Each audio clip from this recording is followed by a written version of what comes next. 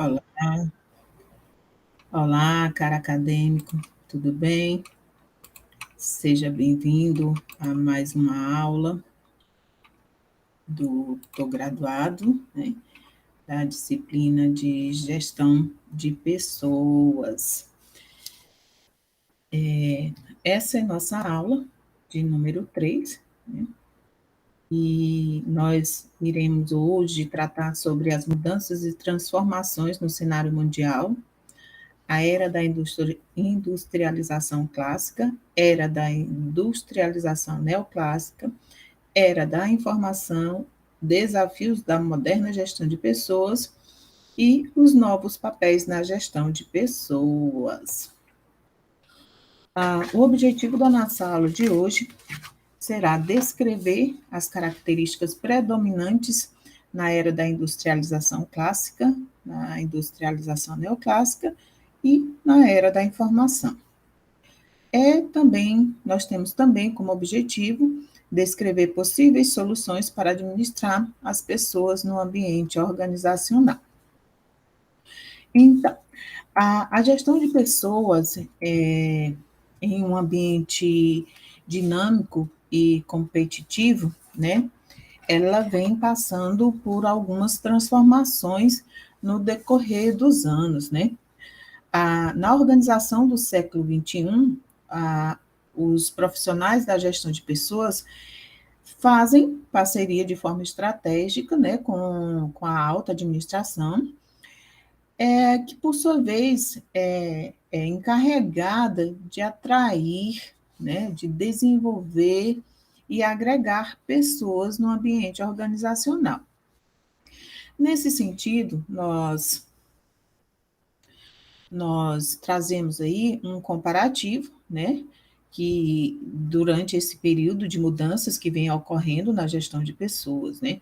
Anteriormente, a gestão de pessoas, ela tinha como foco somente a produtividade e a lucratividade, né? Não tinha um outro foco, um outro objetivo, né? Tudo era muito mecanicista.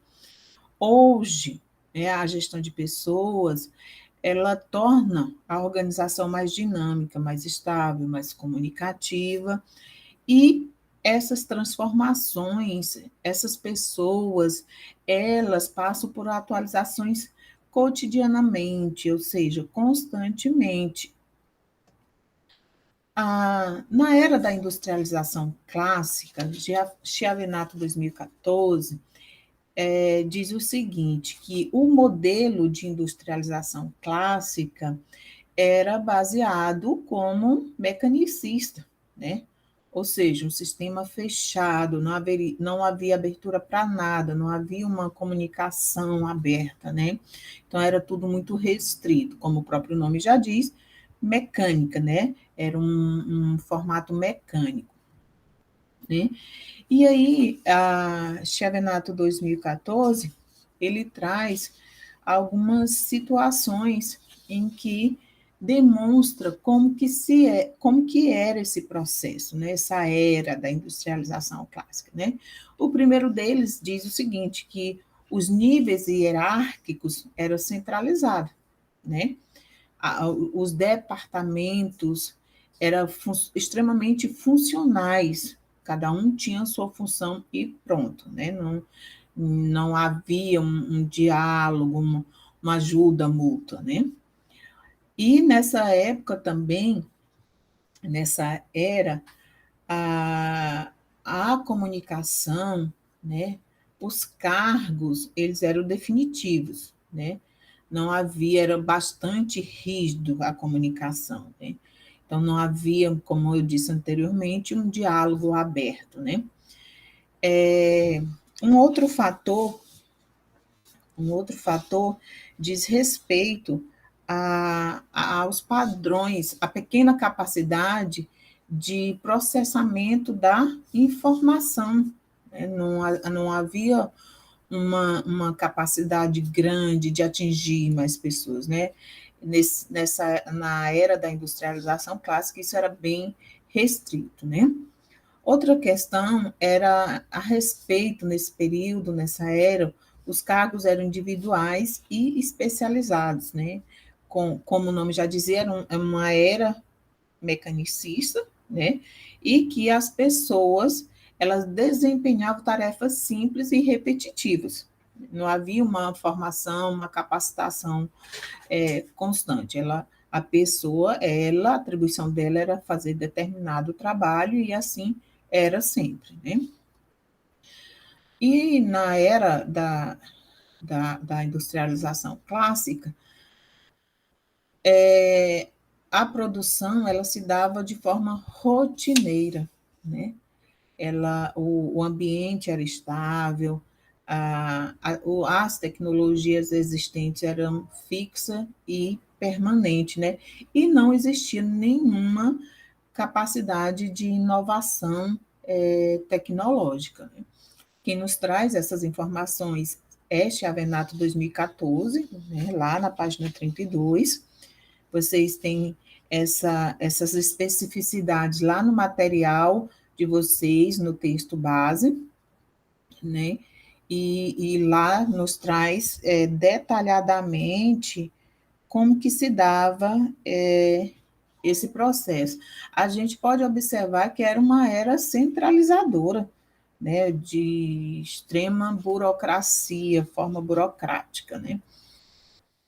Já na era da industrialização neoclássica, a,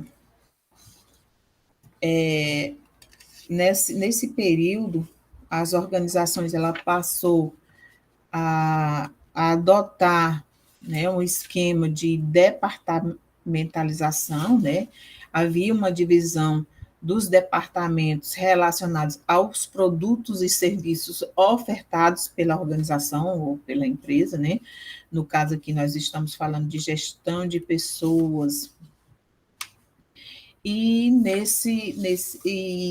essa departamentalização de produtos e serviços, ela tinha como objetivo, né, agilizar o funcionamento e proporcionar a inovação, o dinamismo, uma maior competitividade nas organizações, né? Nesse período da era da industrialização neoclássica é quando surgem os recursos humanos, que aqui a gente adota, Chiavenato adota, os autores, diversos autores adotam a RH, né? Administração de Recursos Humanos. Nesse período, as pessoas elas passaram a ser enxergadas como seres humanos e não como máquinas, não somente como mão de obra, ao contrário lá da industrialização clássica, né, que tudo era muito mecânico, né? Então, nesse período há essa inovação, né, das pessoas não serem tratadas como máquinas. E aí a gente chega na era da informação. A era da informação, ela possui alguns aspectos bastante positivos, né? A era da informação ela é utilizada para se referir às questões tecnológicas, né, nos departamentos, nas relações humanas, né, as relações entre as pessoas no ambiente organizacional, né? Então, nesse modelo ele adota algumas políticas, né, e práticas que são consideradas necessárias para que as pessoas trabalhem de forma mais eficaz, né? Dentre eles está agregar, aplicar, integrar, orientar novos talentos, né? A pessoa aí ela é valorizada pelos talentos que ela tem, né? Não é uma coisa fixa, estável, né? Um outro aspecto, uma outra política é modelar o trabalho, né? Ou tornando-o significativo, agradável e motivador, né? Avaliar o desempenho e recompensar as pessoas pelo desempenho que elas têm nas atividades que ela faz, né? Que é atribuída a ela. Comunicar e informar, aqui na era da informação, a comunicação é um fator bastante importante, né? As informações, tanto no ambiente interno como no ambiente externo. Na era da informação, é enfatizado também o desenvolvimento de novos talentos dentro da organização, né? Mantém as pessoas, a organização ela tem como foco manter as pessoas, não há uma rotatividade grande de pessoas, né? Ela valoriza as pessoas que estão no ambiente organizacional, estão ali desenvolvendo as atividades laborais ali, que são atribuições de cada um, né? Um outro fator, uma outra política de destaque na era da informação, são as boas relações com os sindicatos e associações, além do incentivo ao desenvolvimento organizacional, né?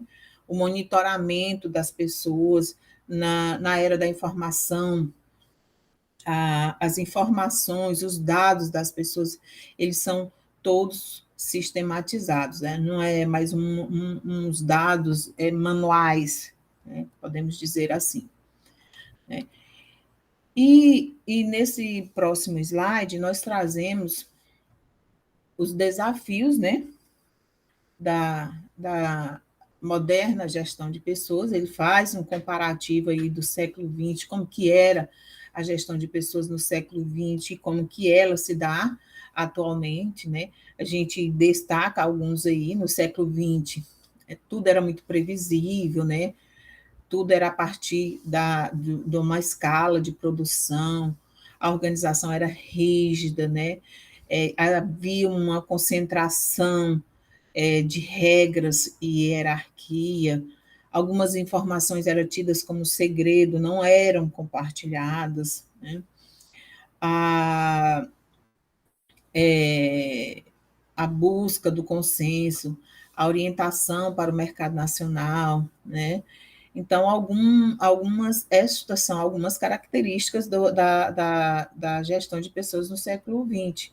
Em contrapartida, no século XXI, houve uma melhoria, né, uma descontinuidade de mudanças, né, a flexibilidade, uma maior visibilidade dos valores e da visão, ou da visão e dos valores organizacionais, né, a comunicação era mais eficaz, as informações compartilhadas, né,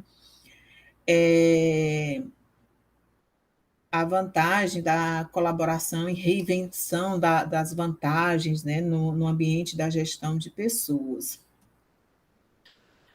Aqui, né, a gente traz um outro quadro comparativo dos papéis da gestão de pessoas, né? A gestão de pessoas ela passou de operacional e burocrática para estratégica, né? Ela se transformou de um nível de policiamento e controle para parceria e compromisso, né? As ações, as atividades, elas deixaram de ser a curto prazo e imediatista e passaram a ser planejadas a longo prazo.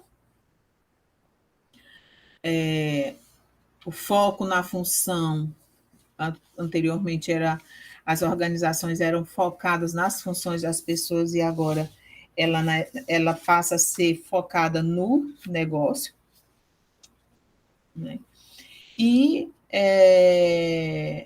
alguns outros aspectos, ela era reativa e solucionador de problemas, agora ela é proativa e preventiva, e o foco nas atividades nos meios.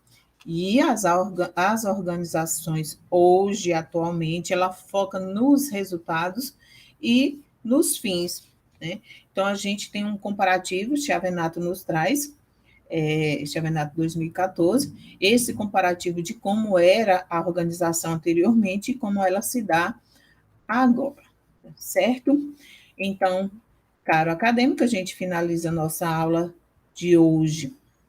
É um texto base bem pequeno, né? Como vocês puderam observar. Participem dos fóruns, né? Das atividades, não deixem para a última hora. A gente está sentindo falta da maior participação de vocês acadêmicos nos fóruns. Em caso de dúvidas, coloquem as dúvidas de vocês, nos perguntem, nós estamos lá para saná-las, tudo bem? Então, bons estudos, assistam, leiam o texto base, né? E qualquer dúvida, como eu já disse anteriormente, estamos à disposição. Ótimo estudo, um ótimo dia para todos.